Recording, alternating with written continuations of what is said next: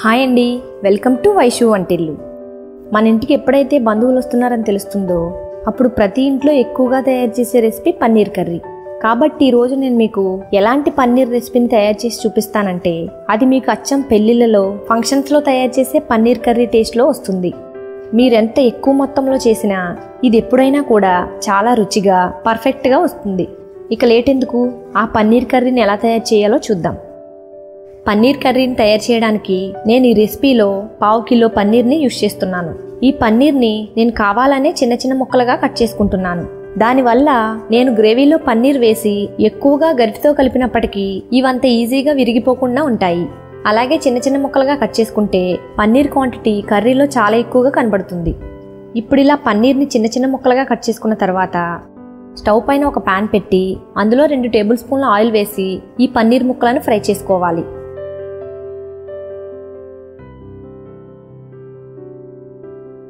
పన్నీర్ని ఇలా ముందుగా ఎందుకు రోస్ట్ చేసుకోవాలంటే పన్నీర్ విడిపోకుండా ఉంటుంది. ఇలా గోల్డెన్ బ్రౌన్ కలర్లోకి వచ్చిన తర్వాత ఈ పన్నీర్ ముక్కలను వేడిగా ఉన్న ఉప్పు నీళ్ళల్లో వేసుకోవాలి. ముందుగా ఒక బౌల్లో ఉప్పు నీళ్లు తీసుకొని అందులో 4-5 ఎండుమిరపకాయలను కూడా నానబెట్టుకోవాలి. ఇప్పుడు ఇందులో మనం ఫ్రై చేసుకున్న పన్నీర్ ముక్కలను వేసుకోవాలి. ఇలా వేయడం వల్ల పన్నీర్ ముక్కలకు దాని ఫ్లేవర్ పడుతుంది. అలాగే ఆ ఎండుమిరపకాయలు కూడా బాగా మెత్తబడతాయి. ఈ పన్నీర్ని ఇలాగే 10 నుండి 15 నిమిషాలు పక్కన పెట్టుకోవాలి. ఇప్పుడు 3 మీడియం సైజ్ ఉల్లిపాయలను తీసుకొని ఇలా స్లైసెస్గా కట్ చేసుకోవాలి. అలాగే వీటిని ఫ్రై చేసే ముందు ఇలా సపరేట్ చేసుకోవాలి.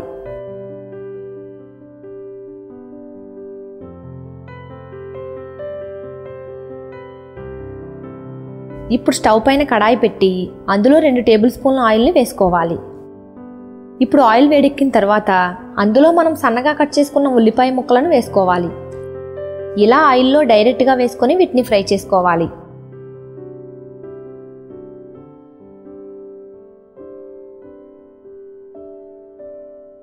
ఇలా ఉల్లిపాయ ముక్కలు బ్రౌన్ కలర్లోకి వచ్చే వరకు ఫ్రై చేసుకోవాలి. ఇవి దాదాపుగా 90% వరకు ఫ్రై అవ్వాలి. ఇప్పుడు వీటిని కడాయిలో నుండి తీసి ఒక టిష్యూ పేపర్ పైన వేసుకోవాలి. ఇప్పుడు 3 టమాటాలను తీసుకొని కట్ చేసి పెట్టుకున్నాను. మన ఈ కర్రీ కోసం పెద్దగా ఉండే ఎర్రని టమాటాలను తీసుకోవాలి. ఇప్పుడు మనం ఒక మిక్సీ జార్ని తీసుకొని అందులో టమాటా ముక్కలను వేసి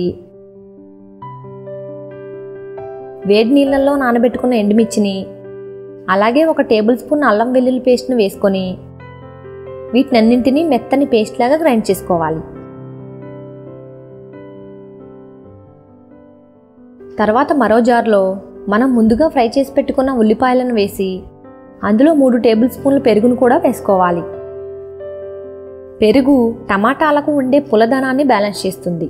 అలాగే గ్రేవీ మనకు క్రీమీగా కూడా వస్తుంది.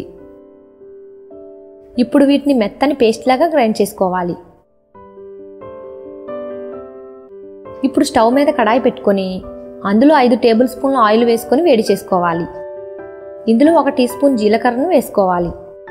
జీలకర్ర కాస్త ఫ్రై అయిన తర్వాత ఇందులో మనం ముందుగా గ్రైండ్ చేసి పెట్టుకున్న టమాటా పేస్ట్ని వేసుకోవాలి.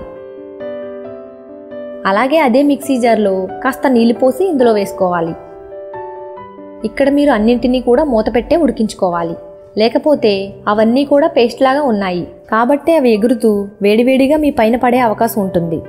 టమాటా పేస్ట్ వేసిన తర్వాత ఇందులో నేను మొదట రుచికి సరిపడా ఉప్పు వేసుకుంటున్నాను. అలాగే 1/2 టీ స్పూన్ పసుపు, 1 టేబుల్ స్పూన్ కారం, 1 టేబుల్ స్పూన్ ధనియాల పొడి వేసుకోవాలి. ఈ రెసిపీలో మీరు ఎక్కువ మసాలాలు వేసుకోవాల్సిన అవసరం లేదు. ఇప్పుడు దీన్ని మూత పెట్టి ఒక 5 నిమిషాలు ఉడికించుకోవాలి. మధ్యలో మూత తీసి కలుపుకొని మరో 5 నిమిషాలు ఉడికించుకోవాలి. టమాటాలు చాలా తొందరగానే ఉడుకుతాయి. ఉడకడానికి ఎక్కువ టైం కూడా తీసుకోదు. మీరు ఈ టమాటాలను ఆయిల్ వదిలే వరకు ఉడికించుకోవాలి. చూడండి, మనం వేసిన టమాటా పేస్ట్ చాలా చిక్కబడింది. అలాగే అది ఆయిల్ని కూడా సపరేట్ చేస్తుంది. ఇప్పుడు ఈ స్టేజ్లోనే మీరు ఉల్లిపాయ పెరుగుతో చేసిన పేస్ట్ని వేసుకోవాలి. అలాగే అదే మిక్సీ జార్లో కాస్త నీళ్లు పోసి ఆ పేస్ట్ మొత్తాన్ని ఇందులో వేసుకోవాలి. దీన్ని ఒకసారి కలిపి మూత పెట్టి మీడియం ఫ్లేమ్లో ఉడికించుకోవాలి. 3 నుండి 4 నిమిషాల్లో ఈ గ్రేవీ ఏదైతే ఉందో అది పూర్తిగా సెట్ అవుతుంది. ఇప్పుడు ఇందులో నేను ముందుగా ఉడికించి పెట్టుకున్న 1 కప్పు బఠానీని వేసుకుంటున్నాను. ఇప్పుడు అదే టైంలో మనం పన్నీర్ని కూడా వేసుకోవాలి. ఇప్పుడు వీటినన్నింటినీ ఒకసారి బాగా మిక్స్ చేసుకోవాలి.